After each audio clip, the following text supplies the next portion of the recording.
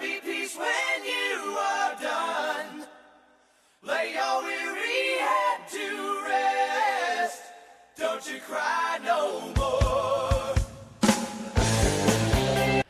Hey YouTube, how's it going? This is TsC Talcum, and today I am bringing you guys a game on Financial District. I am playing with fiber optic and smoke today, and this is the gameplay that I was talking about, where I was going to bring out the mic. This is the first gameplay I have with it. I didn't even have the red dot sight unlocked at the time. So this is completely using the irons. As you can notice in the start screen, the connection of this map was absolutely terrible, but it really didn't seem to affect the visual appearance of the video. So at least we got that much going for us. For a short range gun, I gotta say the mic is probably one of my favorite weapons. It's very accurate and pretty quick to kill. I'm still getting a little bit used to the red dot sight with it. I'm not sure if I actually like the irons more than I do the red dot. I feel like when I use the red dot, I might be shooting a little bit to the left or to the right on people. That could just be my aim. I'll find that out as I play with the gun more often. It does actually have some pretty good medium distance. I really didn't know how to use this gun at first. I wasn't aware that even on full auto, this gun shoots like a fucking laser. I mean, this gun really surprised me when I started shooting at some kids using the full auto on it rather than burst shots. I know I always talk about using burst fire, even though this gun does have pinpoint accuracy when full auto. I'm not sure if it really needs to be bursted, and there's a good example of the lag. You know, I wasted a swarmer because I didn't see that I killed the other person, and the first guy that I swarmed, it didn't even blow up for a couple of seconds afterwards. I was quite relieved when it finally gave me the kill.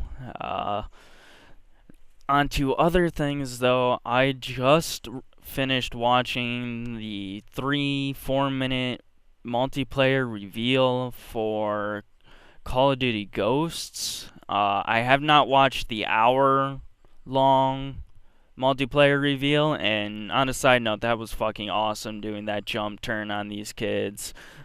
And here's another example of lag. I didn't get hit by anything that should have killed me in max suit, so why I died, I really don't know. If someone actually knows why I died, please inform me.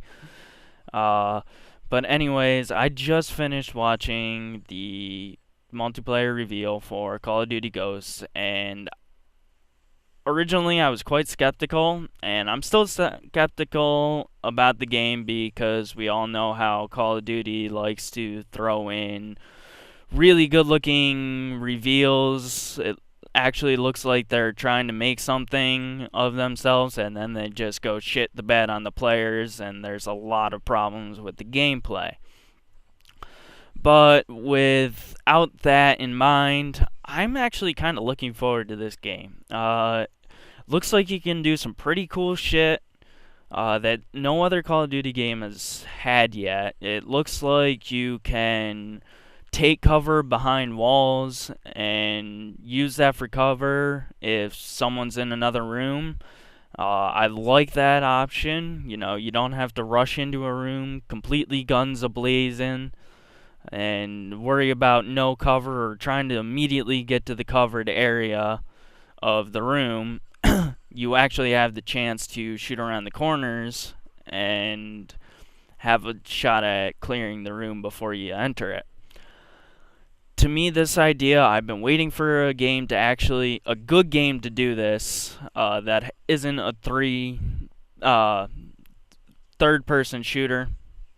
I know that this ability is is allowed in games like Gears of War, but in that you can see past or behind you anyways, so I really don't count that as much of a benefit.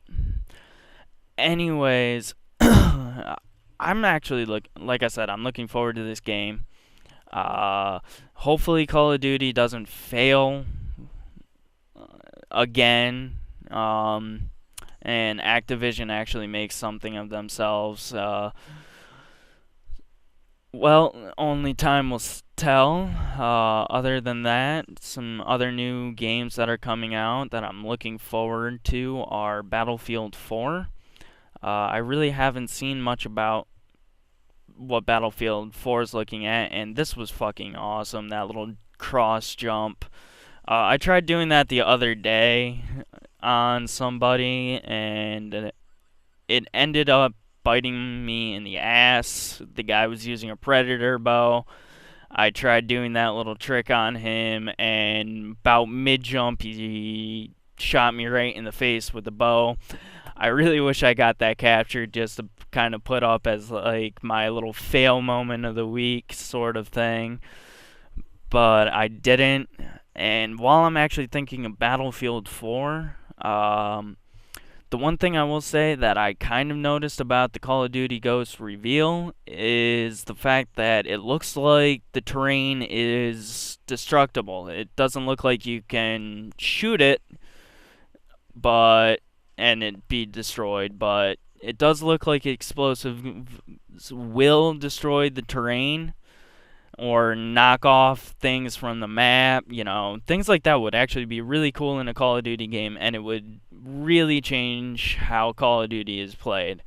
I feel like if the option for destructible terrain is given to the Call of Duty series, if it isn't misused by players, which it probably will, let's be honest, but if it isn't misused by players, it can really put a damp on those who are trying to really camp, really just stay in a corner and never move the entire game.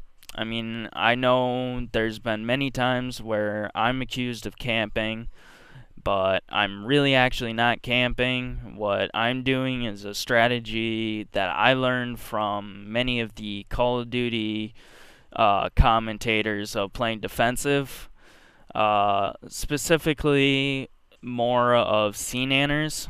I towards the end of Modern Warfare 2, and when sea nanners was starting to really become popular, I watched a lot of his gameplay and I took a lot of his advice. To a point, I'm not as defensive as Sea Nanners is. Sea Nanners has no problem just holding down the point for an entire game. I personally like to move into defensive areas that are heavily trafficked if I'm not running around the edges of the map.